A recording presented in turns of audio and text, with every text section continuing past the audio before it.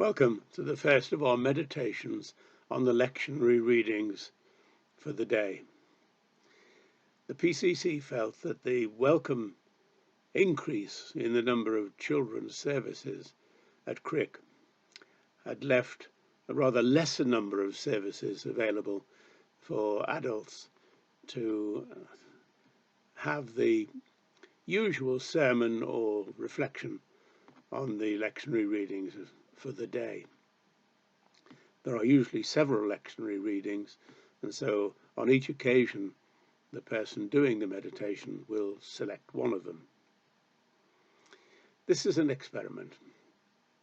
The PCC thought they would try out a meditation which could be used in addition to the children's or the family service for the day. It'll carry on over the experiment will carry on over the period until after Pentecost, and the PCC will review it and see whether to continue it or not. The lectionary reading which I have selected for today is from John's Gospel, chapter 14, verses 1 to 14. It's headed, "I am the way, the truth, and the life. Let not your hearts be troubled. Believe in God. Believe also in me. In my Father's house there are many rooms. If it were not so, would I have told you that I go to prepare a place for you? And if I go and prepare a place for you, I will come again and will take you to myself, that where I am, you may be also. And you know the way to where I am going." Thomas said to him, "Lord, we do not know where you're going. How can we know the way?" Jesus said to him, "I am the way, and the truth, and the life. No one comes to the Father except through me. If you had known me, you would have known my Father also, and from now on you do know him and have seen him." Philip said to him, "Lord, show us the Father, and it is enough for us." Jesus said to him, "Have I been with you so long, and you still do not know me, Philip? Whoever has seen me has seen the Father. How can you say, show us the Father? Do you not believe that I am in the Father, and the Father is in me?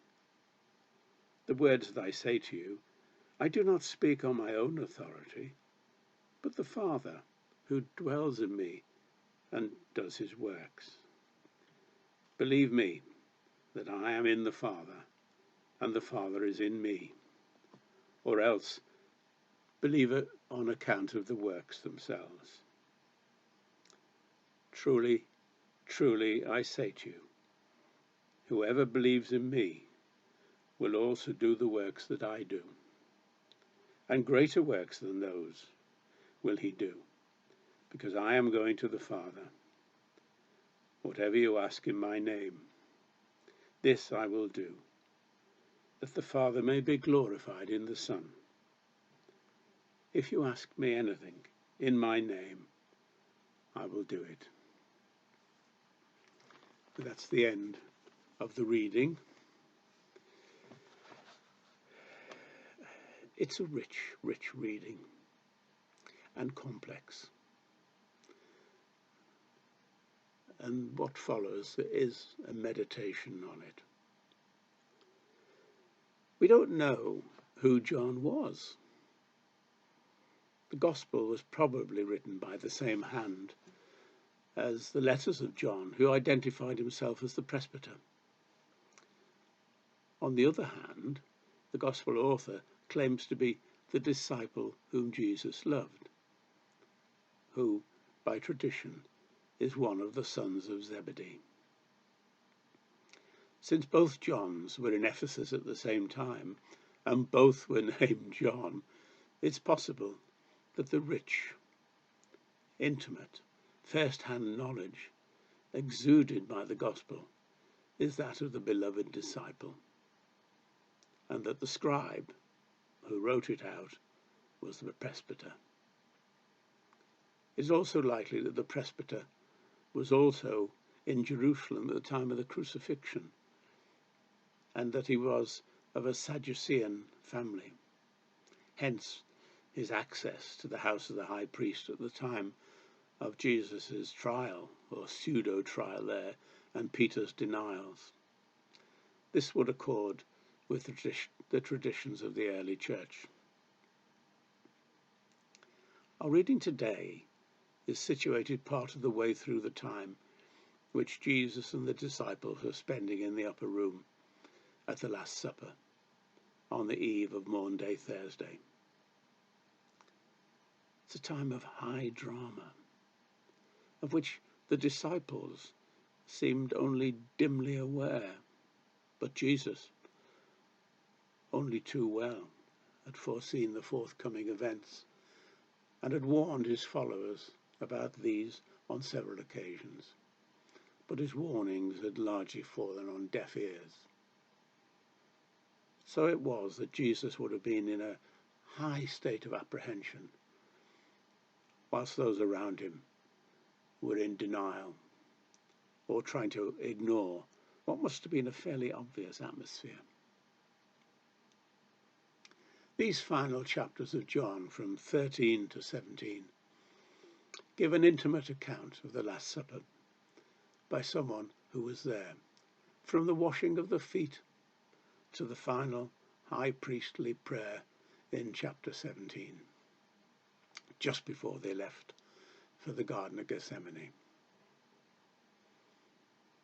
In them, Jesus was taking the last opportunity before his trial and crucifixion to give a summary of the purpose of his life and teaching and of his miracles.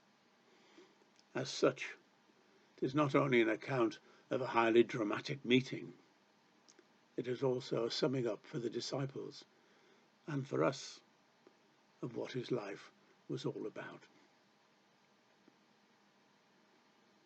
In the first 4 verses of our reading, Jesus comforts the disciples, saying, "Do not let your heart be troubled.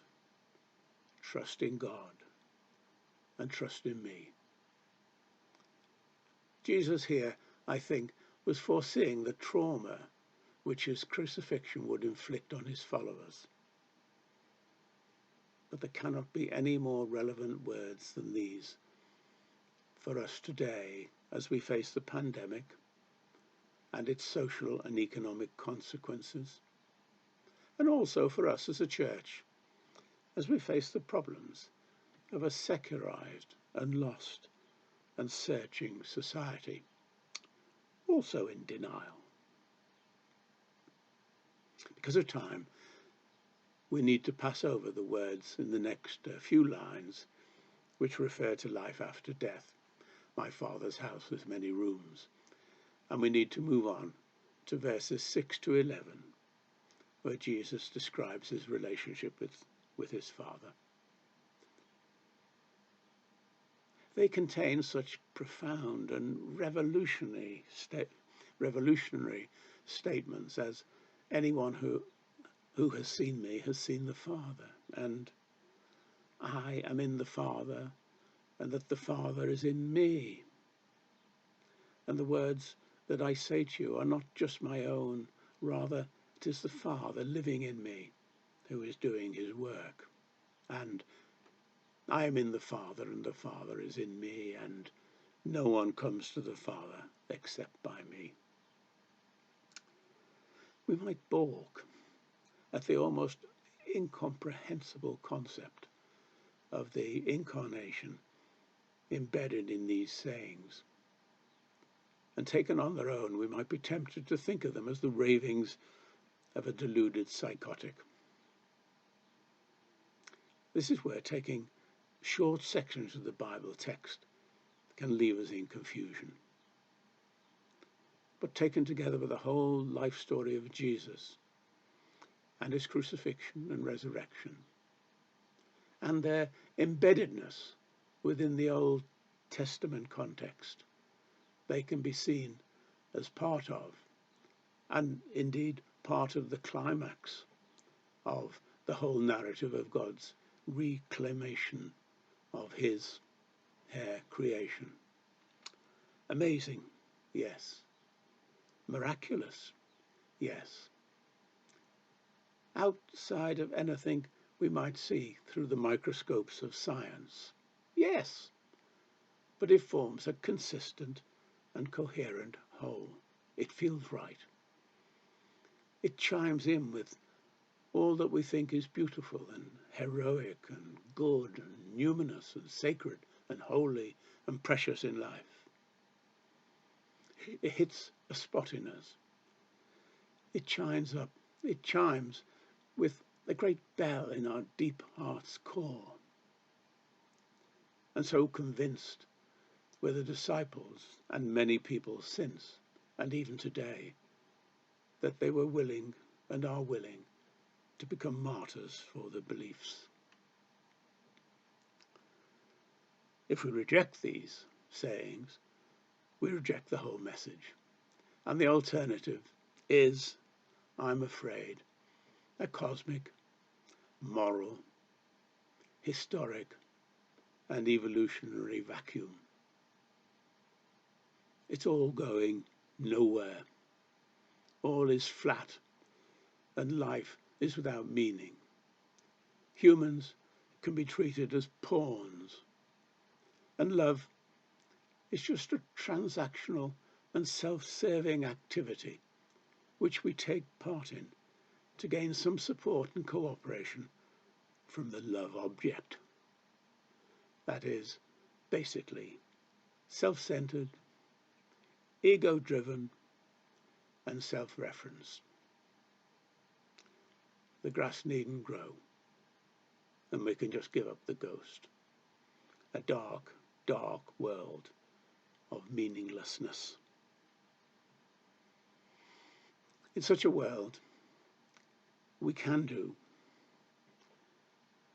and live on the credit built up by our Christian past. But that credit will soon run out. As Warren Buffett, an American financier, said, it's only when the tide goes out do you discover who's bathing naked. Well, the tide is going out. And in our multicultural society, Christianity is valued on the same level as all other belief systems, including secularism, humanism, and atheism. We and our ancestors have obviously failed to offer a clear and valid Christian alternative to the world we live in, and we need to take that to heart. We need to think deeply about that. Amen. In our next St. Margaret's meditation in 2 weeks' time, on the 24th of May, we'll move on to chapter 17 of John, that great and glorious positive prayer for the disciples and the world. Darkness into light. And it is I who will read it. Thank you. Well, that's the end of our first St. Margaret's meditation. Our next one will be on Ascension Thursday, and it will be free for you to see at 9:45 onwards. There will be a further meditation on the 24th of May, and thereafter the PCC will consider whether they are continued or not. Thank you.